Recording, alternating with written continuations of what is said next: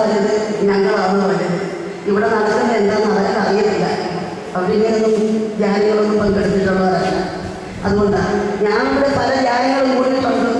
എങ്കിലും വളരെയേറെ ഉണർവ് ഉണ്ടായ ഒരു ധ്യാനമാണ് എൻ്റെ ജീവിതത്തിൽ.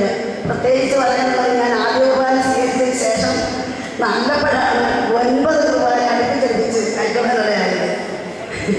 നാളത്തെ കുർബാന കൂടെ കൈക്കൊണ്ടിട്ട് ഞാൻ പോകുന്നുള്ളൂ.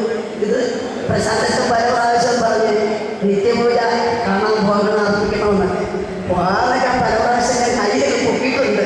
എനിക്ക് ഇതുവരെ സാധിച്ചില്ല. കാര്യം പള്ളി ഒരുപാട് ദൂരെയാണ്. രാവിലെ എഴുന്നേൽക്കുന്ന കാര്യം വലിയ വിഷമാണ്, വളരെയേറെ കഷ്ടമാണ്.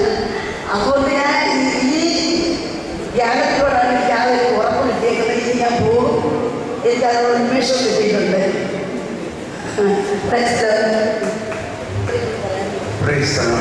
ചുരുക്ക വാക്കുകളിൽ പറയാം.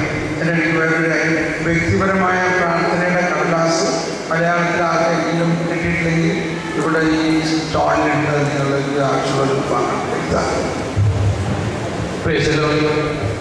ആദ്യമായിട്ട് തന്നെ ദൈവത്തിന് നന്ദി പറയുന്നു.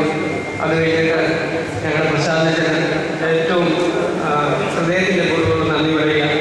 ഞാൻ ഇപ്പോൾ ഇവിടെ ഇരിക്കുന്നത് എൻ്റെ ദൈവം എനിക്ക് തന്ന അത്ഭുതകരമായ കൃപകൾ. എനിക്ക് എൻ്റെ ജീവിതത്തിൽ ഒരുപാട് വിളവുകളുണ്ട്, ഒരുപാട് നിറഞ്ഞ് കവിഞ്ഞ് നിൽക്കുന്ന വയലുകളുണ്ട്, എനിക്ക് ഒരുപാട് ശുശ്രൂഷ മേഖലകളുണ്ട്. അവിടെല്ലാം കണ്ണുനീരോടെ പ്രാർത്ഥിക്കുന്ന അനേകം ആൾക്കാരുണ്ട്.